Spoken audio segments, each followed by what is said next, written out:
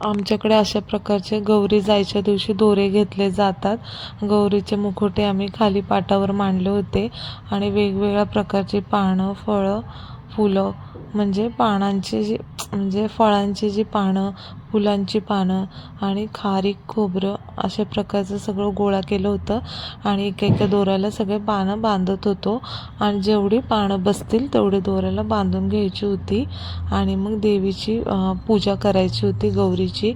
मग त्याला काय केलं होतं, दही भाताचा नैवेद्य आणि लाह्या हा प्रसाद आम्ही दाखवला आणि शेवटच्या दिवशी आम्ही दही भाताचाच नैवेद्य दाखवतो आणि अशा प्रकारे आम्ही प्रसाद दाखवला देवीला। आणि सगळ्या 5 ज्या बायका आल्या होत्या त्यांना सगळ्यांना गौरीची पूजा करायला लावली, ओवाळायला लावलं। गौरी जायच्या दिवशी गौरीच्या डोळ्यात असं पाणी आल्यागतच वाटत होतं आणि घरात पण असं खूप असं वाईट वाटत होतं की अरे गौरी आल्या आणि लगेच तिसऱ्या दिवशी लगेच जातात पण। मग सगळ्यांनी गौरीला ओवाळून घेतले।